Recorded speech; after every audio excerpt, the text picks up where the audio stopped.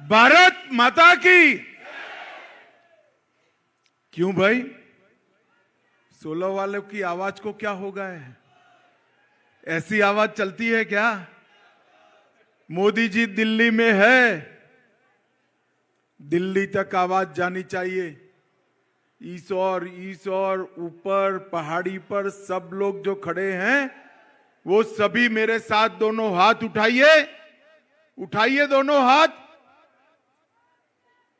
फिर से एक बार यहां कमल खिलाने के संकल्प की मुट्ठी बींचिए और प्रचंड आवाज से बोलिए, भारत माता की, भारत माता की।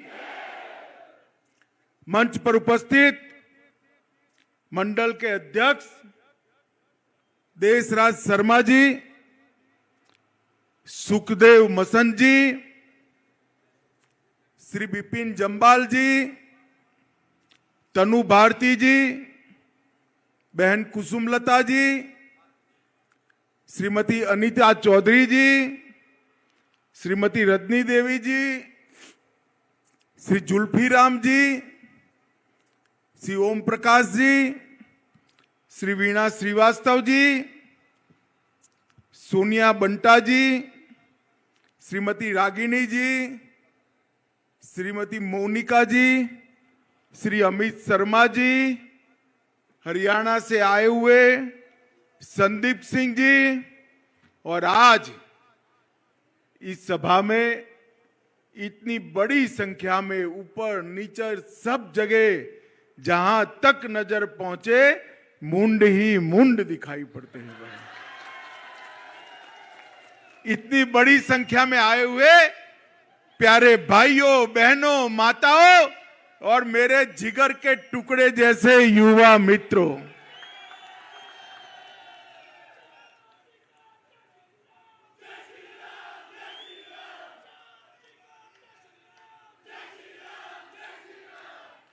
सबसे पहले ये देवभूमि में आकर सबको मनवांछित फल देने वाली मां बगलामुखी को प्रणाम कर कर मेरी बात की मैं शुरुआत करना चाहता हूं।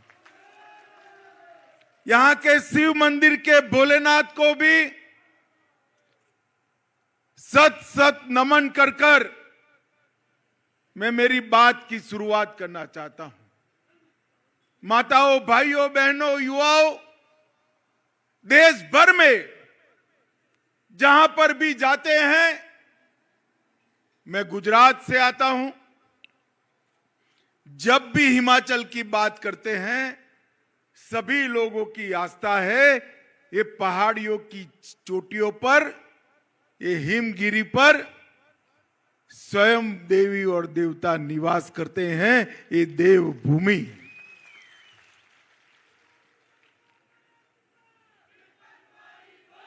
हमारा हिमाचल देवभूमि तो है ही,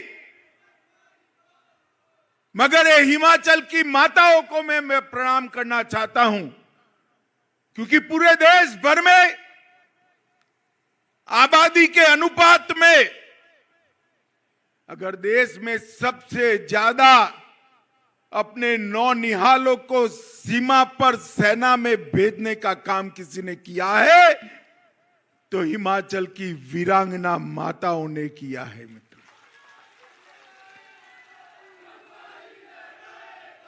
और उन्होंने कई सारे ऐसे वीर सपूत हंसते हंसते मां भारती की सुरक्षा में बलि चढ़ाए। पहले परमवीर चक्र सोमनाथ शर्मा जी हो, विक्रम बत्रा हो, संदीप कालिया हो, अनेक ऐसे सपूत हंसते हंसते मां भारती के चरणों में समर्पित किए हैं। और ये करने का साहस पूरे देश में अगर किसी के पास है तो ये वीर भूमि की माताओं के पास है। मैं मातृशक्ति को बार बार प्रणाम करता हूं मित्रों। आज का दिन 9 नवंबर का दिन देश के इतिहास में बहुत महत्वपूर्ण दिन है। 9 नवंबर के दिन 1659 में छत्रपति वीर शिवाजी महाराज ने अफजल खान को मारकर अपना भगवा फहराने का काम किया था। मित्रों, आज का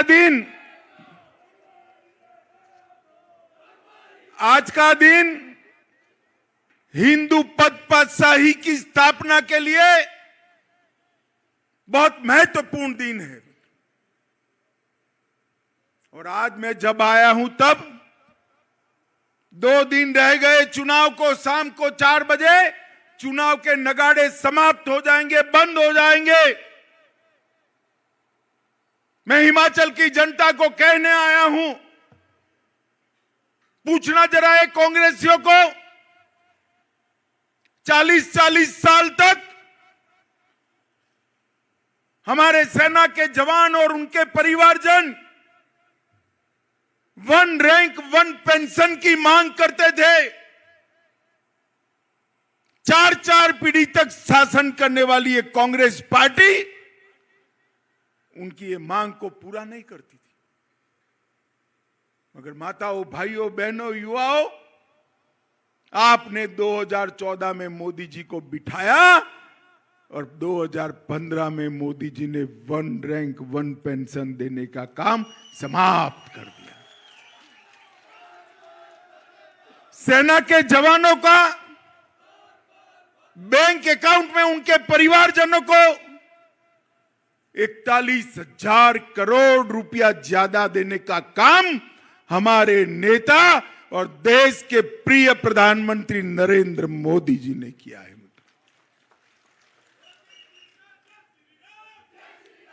ये पूरे देश में सब लोग कहते हैं, कहीं पर भी पूछो मोदी जी कहां से आते हैं तो कहते हैं गुजरात से आते हैं। और गुजरात में जाकर पूछो मोदी जी कहां से आते हैं तो वो कहते हैं वो हिमाचल से आते हैं। अब मोदी जी देश के प्रधानमंत्री बन गए, यहां अपने भाजपा सरकार बना दी। ये माताएं बहनें बैठी है, मैं उनको पूछना चाहता हूं, भांजा नैनीहाल जाए और मां परोसने वाली हो तो कोई कमी रह जाए क्या? बताओ आप, रह जाए क्या? तो हिमाचल के विकास के लिए ये 5 साल में डबल इंजन सरकार ने मोदी और जयराम ठाकुर के नेतृत्व में कोई कमी नहीं छोड़ी। IIT हो, एम्स हो, मेडिकल कॉलेज बढ़ाना हो, MBBS की सीटों में वृद्धि करनी हो, रोड, रास्ते, बिजली के कारखाने बनाने हो, हर क्षेत्र के अंदर विकास के मुद्दे पर ये दोनों सरकारों ने मिलकर हिमाचल में विकास का नया इतिहास लिखा है। अभी हमारे बिपिन भाई खामखा कहते थे कि PM नरेंद्र भाई है, नड्डा जी हमारे राष्ट्रीय अध्यक्ष है, अनुराग भाई सूचना प्रसारण मंत्री है, कांग्रेस के पास कौन है? अरे बिपिन भाई, आपको मालूम नहीं है कांग्रेस के पास? अरे सुनो सुनो, कांग्रेस के पास वहां भी मां बेटा है, यहां भी मां बेटा है। ये परिवारवादी पार्टी है। ये पार्टी में नीचे से उठकर आए हुए मेहनती पराक्रमी युवाओं की कोई जगह नहीं है। ये पार्टी में अगर आगे बढ़ना है तो किसी राजा रानी के घर में जन्म लेना पड़ता है भाई, तब जाकर आगे बढ़ सकते हो। शहजादा होना जरूरी है, राजकुंवर होना जरूरी है। मगर राहुल बाबा, आपको मालूम नहीं है, अब लोकतंत्र आ गया है, राजा रानियों का जमाना गया, अब जनता का जमाना आया है। अब इस बार मैंने बारीकी से कांग्रेस का पूरा चुनाव कैंपेन देखा है। दो ही बात करते हैं, एक तो हिमाचल में एक बार कांग्रेस आती है, एक बार भाजपा आती है, इसके अलावा इनके पास कोई एजेंडा नहीं है। अरे भाई, वो जमाना गया। मणिपुर में दूसरी बार भाजपा आई, असम में दूसरी बार भाजपा आई, उत्तर प्रदेश में दूसरी बार भाजपा आई, गुजरात में छठी बार भाजपा आएगी, हमारे उत्तराखंड पड़ोसी राज्य में भी दूसरी बार भाजपा आई, और यहां पर भी बार बार भाजपा आने वाली है। अब वो गारंटी बांटते फिरते हैं, 10 गारंटी लेकर घूम रहे हैं। भाई, गारंटी की तो इसकी वैल्यू है जिसकी कोई इज्जत और आबरू हो। आपकी गारंटी को कौन मानेगा? बताओ भला, कोई मानेगा? मानेगा? जिन लोगों ने 10 साल के अंदर 12 लाख करोड़ के घपले, घोटाले, भ्रष्टाचार किया, उनकी गारंटी को ये हिमाचल की चतुर सुजान जनता मानेगी क्या? राहुल बाबा, हिमाचल की माताओं को क्या समझ रखा है? ऐसे ही गारंटी बांटते घूमते हो। ये गारंटी से नहीं मानते हिमाचल वाले, कंक्रीट काम मांगते हैं। मैं आज यहां आया हूं, हिमाचल का भी हिसाब दूंगा, देश की सरकार का भी हिसाब दूंगा। माताओं, भाइयों, बहनों, नरेंद्र मोदी जी ने 13 करोड़ गरीब माताएं और हिमाचल की 1,38,000 घरों में फ्री ऑफ कॉस्ट गैस का सिलेंडर भेजने का काम ये भारतीय जनता पार्टी की सरकार ने किया है। 60 साल सरकार चलाई आपने, 3-3, 4-4 पीढ़ी तक सरकार चलाई, सिर्फ 12 करोड़ सिलेंडर बांट पाए थे, वो भी शहरी क्षेत्र के अंदर, पहाड़ियों की चोटियों पर नहीं, बर्फीले गांव में नहीं। मोदी जी ने बर्फीले गांव हो या पहाड़ की चोटी हो, माताओं बहनों को, गरीबों को गैस का सिलेंडर देने का काम किया है। 10 करोड़ घरों के अंदर आजादी के 65 साल के बाद पहली बार बिजली पहुंचाने का काम किया है। 3 करोड़ लोगों को घर देने का काम किया है। देश के 60 करोड़ से ज्यादा लोगों को आयुष्मान भारत का कार्ड देकर 5 लाख तक का स्वास्थ्य का सारा खर्चा समाप्त कर दिया। और हिमाचल वालों को तो डबल फायदा है। आयुष्मान भारत योजना तो है, जो बच जाते थे उनके लिए जयराम जी हिम केयर योजना लाकर आए, सभी को ये फायदा मिल रहा है। भाई, माताओं, भाइयों, बहनों, कांग्रेस के पास हिसाब देने के लिए कुछ नहीं। मुझे बताओ, एक कश्मीर हमारा है या नहीं है?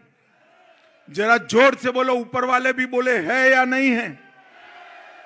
धारा 370 हटनी चाहिए थी क्या नहीं हटनी चाहिए थी?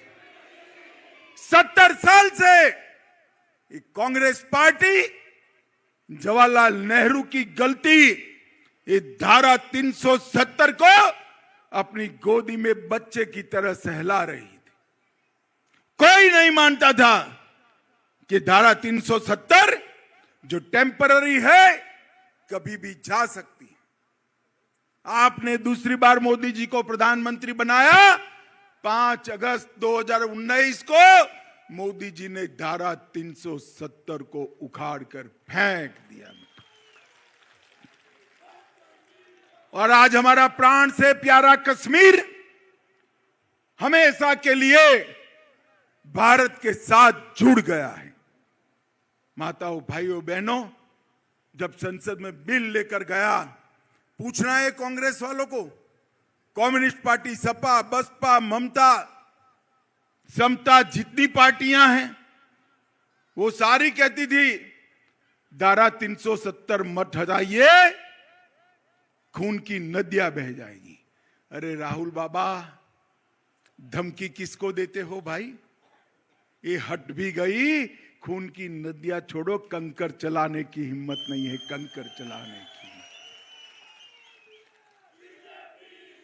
ये भारतीय जनता पार्टी की सरकार है। 10 साल तक सोनिया मनमोहन सरकार चली। पाकिस्तान से आए दिन आलिया, मालिया, जमालिया घुस जाते थे, हमारे जवानों के सर काटकर ले जाते थे, अपमानित करते थे। मौनी बाबा मनमोहन सिंह उफ नहीं करते थे, हिम्मत नहीं थी। मोदी जी की सरकार आई, उरी और पुलवामा में हमला किया। पाकिस्तान वाले भूल गए कि अब कांग्रेस की सरकार नहीं है, भाजपा की सरकार आ गई है। और वो भी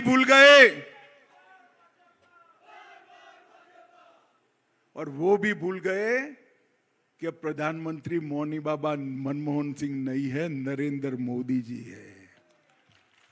10 ही दिन के अंदर सर्जिकल स्ट्राइक और एयर स्ट्राइक कर पाकिस्तान के घर में घुसकर आतंकवादियों का सफाया कर हमारे सेना के जवान सही सलामत वापस आ गए। और मोदी जी ने पूरे देश भर के अंदर एक संदेश भेज दिया कि भारत की सीमा और भारत की सेना उसके साथ छेड़खानी नहीं करते, वरना नतीजे भुगतने पड़ते हैं, नतीजे भुगतने पड़ते हैं। माताओं, भाइयों, बहनों, मुझे बताओ, जहां पर प्रभु श्री राम का जन्म हुआ था, वो राम जन्मभूमि पर रामलल्ला का मंदिर बनना चाहिए या नहीं बनना चाहिए? जब से बाबर ने तोड़ा तब से लाखों लोगों ने अपनी जान कुर्बान कर दी, मगर मंदिर नहीं बनता था। कांग्रेस उसको उलझाए रखती थी और हमें ताने लगाती थी, मंदिर वहीं बनाएंगे, तिथि नहीं बताएंगे। राहुल बाबा, अब तिथि बताने की जरूरत नहीं है। भूमि पूजन हो गया, मोदी जी ने भूमि पूजन कर मंदिर का काम चालू कर दिया है। और युवाओं, ये जय श्री राम के नारे लगाते हो ना, मैं आपको कहता हूं, जनवरी 2024 का अयोध्या का टिकट बुक करा दो। जनवरी महीने में वहां भव्य राम मंदिर आपको बना हुआ दिखाई पड़ेगा। काशी विश्वनाथ का कॉरिडोर औरंगजेब तोड़कर गया था, तब से लेकर आज तक नहीं बनता था। बद्री धाम, केदार धाम, उसका पुनरुद्धार नहीं होता था। नरेंद्र मोदी जी ने इस देश के आस्था केंद्र को फिर से ऊर्जावान बनाने का काम किया है। हम वोट बैंक की राजनीति नहीं करते, हम वोट बैंक से डरते भी नहीं है। माधव, इस देश पर कोरोना का संकट आया, नरेंद्र मोदी जी दिन रात प्रयास कर सभी सरकारों को, देश की 130 करोड़ की जनता को साथ में जोड़ने का प्रयास कर रहे थे। राहुल बाबा हर रोज सुबह 7 बजे उठकर एक नेगेटिव ट्वीट करते थे। मोदी जी ने कोरोना आते ही हमारे वैज्ञानिकों को सूचना दिया कि जल्दी से जल्दी इसका टीका बनाया जाए। हमारे वैज्ञानिकों ने भी कोई कमी नहीं छोड़ी। देश भर में सबसे पहले टीका बनाने वाले देशों में से एक देश हमारा भारत था। मित्रों, मैं पूछना चाहता हूं हिमाचल के आप सभी लोगों को, सबको 2-2 टीके लग गए हैं ना? हाथ ऊपर करिए, लग गए ना? 25 पैसा भी देना पड़ा है क्या? सरकार ने सामने से कॉफी पिलाकर टीका लगा दिया ना? बूस्टर डोज भी लगाना। और जो गरीब थे उनको 2.5 साल से प्रति व्यक्ति प्रति माह देश के 80 करोड़ गरीबों को मुफ्त में राशन देने का काम ये नरेंद्र मोदी सरकार ने किया। इसमें भी राहुल बाबा ने ट्वीट कर दिया, ये कांग्रेस की फितरत है, ट्वीट कर दिया कि मोदी टीका है मत लगाइयो। मगर उनकी कौन मानता है भाई, सबने लगा दिया, आप सबने भी लगा दिया। बाद में अंत में रात के अंधेरे में वो भी लगा आए। अरे भाई, टीका टीका होता है, देश के वैज्ञानिकों ने बनाया है, टीके में भी राजनीति करनी है क्या? लोगों की जान बचाने की जगह राजनीतिक रोटियां सेकती है कांग्रेस पार्टी। मित्रों, 12 लाख करोड़ के घपले घोटाले कर आज यहां गारंटी बांटते हैं। भारतीय जनता पार्टी के शासन में कोई एक घोटाला नहीं ढूंढ सकता, घोटाला ढूंढना मुश्किल है। और कांग्रेस के शासन में घोटाले गिनना बहुत मुश्किल है। भाजपा के शासन में घोटाले ढूंढना मुश्किल है, कांग्रेस के शासन में घोटाले गिनना बहुत मुश्किल है। इतने घोटाले किए हैं, नाम भी याद नहीं रहते भाई। ये विपिन भाई अभी अपील करते थे कि यहां कमल खिलाइए। मैं बोलने वाला था, जरा संक्षिप्त में बोले, संकोची आदमी है थोड़े। माताओं, भाइयों, बहनों, इस 16 विधानसभा में 80 करोड़ से ज्यादा की परियोजनाओं का शिलान्यास और उद्घाटन हमारे जयराम ठाकुर ने किया है।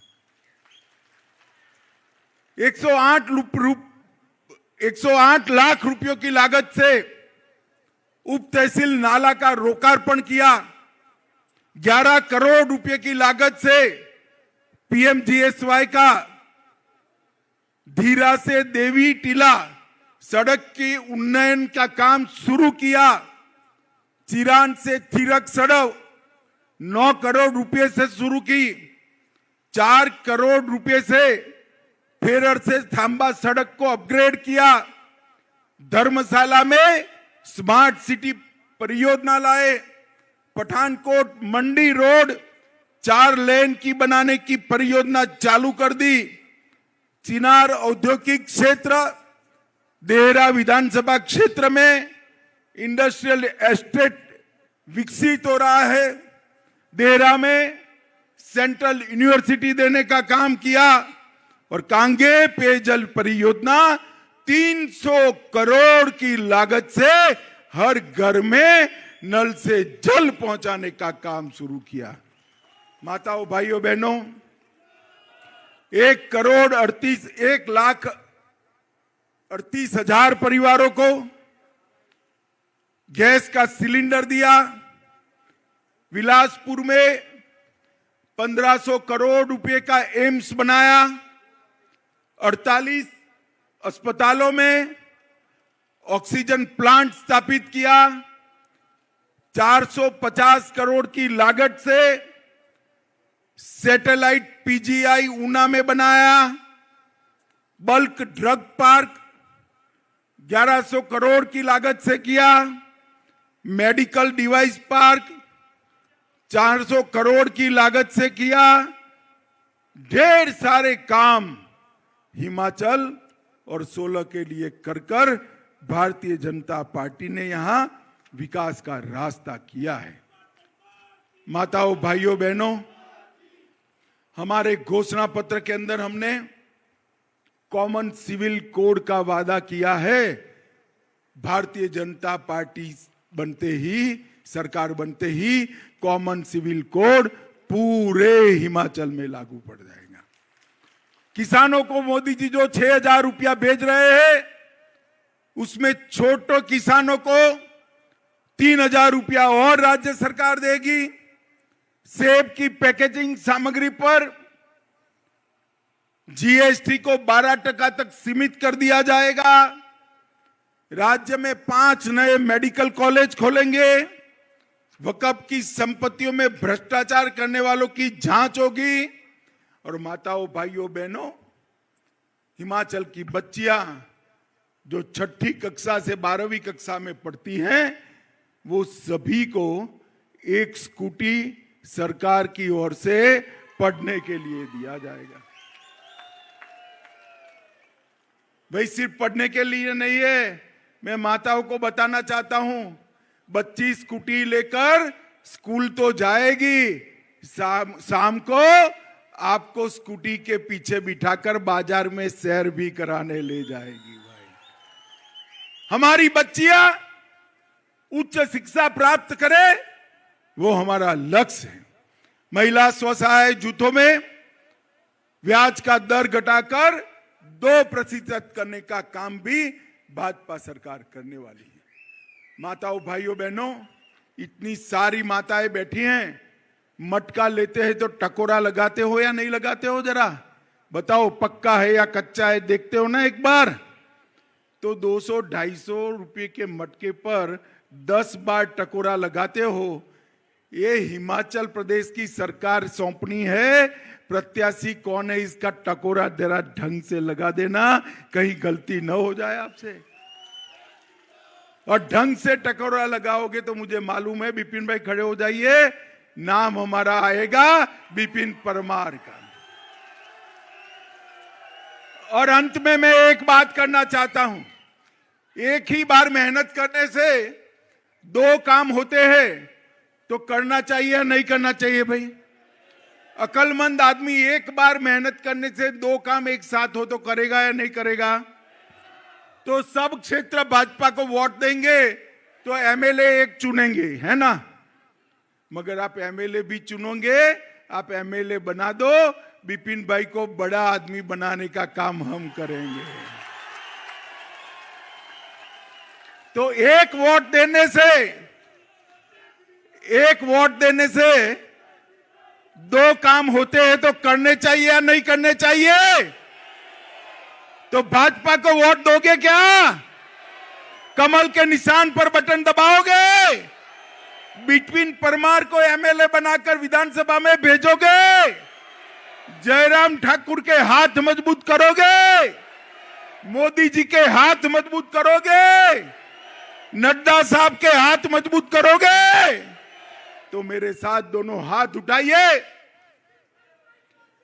और प्रचंड आवाज से बोलिए, भारत माता की, भारत माता की, भारत माता की, वंदे वंदे वंदे।